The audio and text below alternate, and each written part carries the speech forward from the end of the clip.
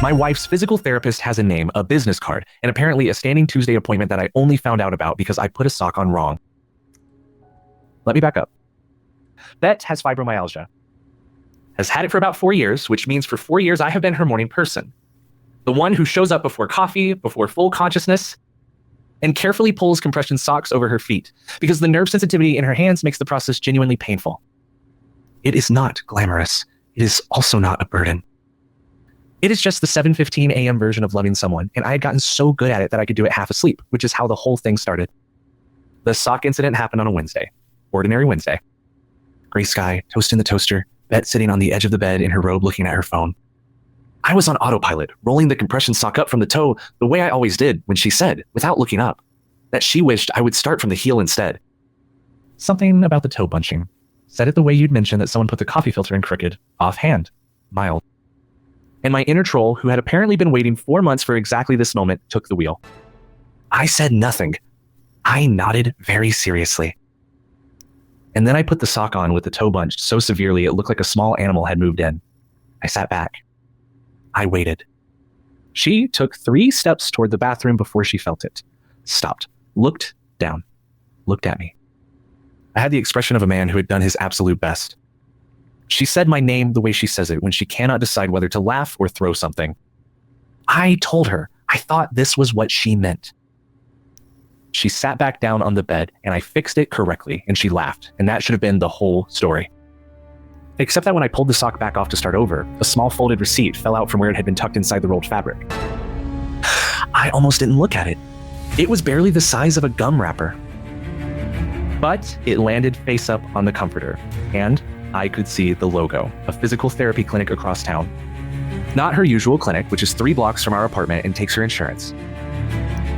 This one was on Fletcher Street, which is 20 minutes away and has a parking situation I know she hates. Bet didn't notice the receipt fall. She was re-examining her foot with the focused attention of someone who had been wronged at the sock level. I folded it once and put it in my sweatshirt pocket without thinking about why I was doing that instead of just asking her about it. The sweatshirt sat on the bathroom hook for 2 days before I took it to the laundry. At which point I remembered the receipt and put it on the kitchen counter where it stayed under a ceramic fruit bowl for another 4 days. I told myself I kept forgetting to ask. I was lying to myself.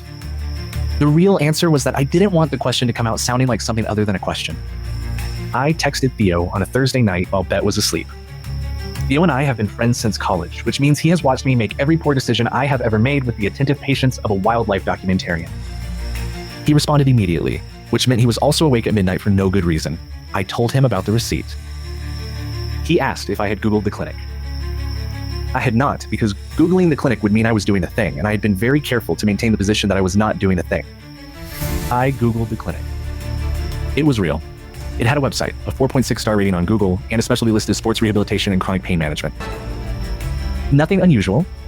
I screenshot the page anyway and texted it to Theo, who responded with a single punctuation mark and then immediately called me.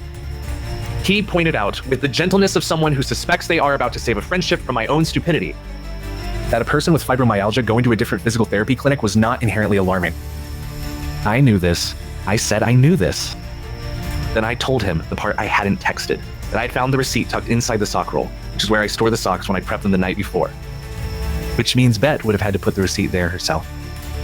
Not in her nightstand, not in her wallet, inside the prepped sock, where only I would find it. There was a pause on the line. The refrigerator hummed. Theo said, slowly, that was a weird place to put a receipt. I said yes. He said maybe she forgot it was there. I said the receipt was folded deliberately, into a small square, like something you'd fold if you were putting it somewhere specific. Another pause. He asked how long ago it was dated. I looked. The receipt was from 11 weeks ago.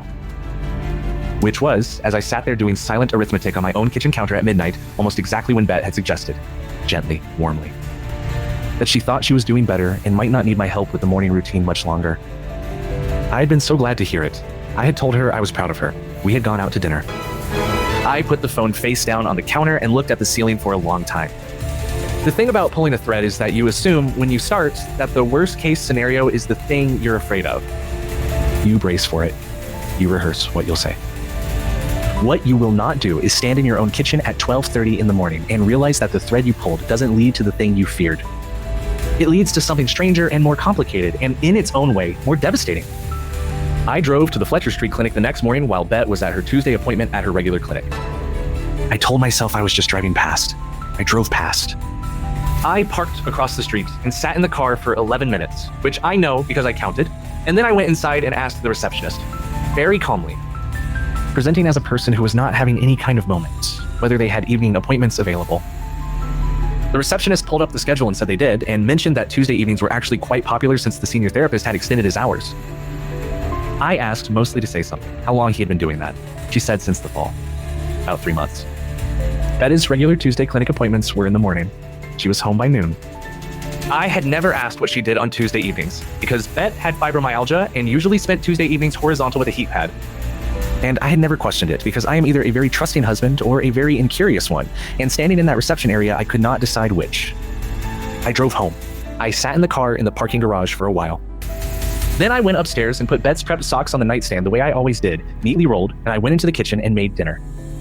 She came home at 6:15. She smelled like the specific lavender oil her regular clinic uses. She sat down at the table and told me about a podcast she'd been listening to on the walk back. She ate dinner. She laughed at something I said. She was exactly herself.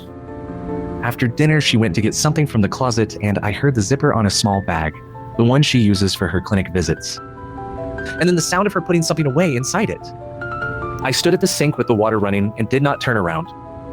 I have been married to Bet for 6 years. I have been putting her socks on for 4 of them. I know the weight of her hand on my shoulder and the exact pitch of her laugh, and something actually surprises her, and the difference between the face she makes when she's in pain and the face she makes when she's tired. I know her in the specific, granular, unglamorous way that you only know someone you have shown up for at 7 in the morning for 4 consecutive years.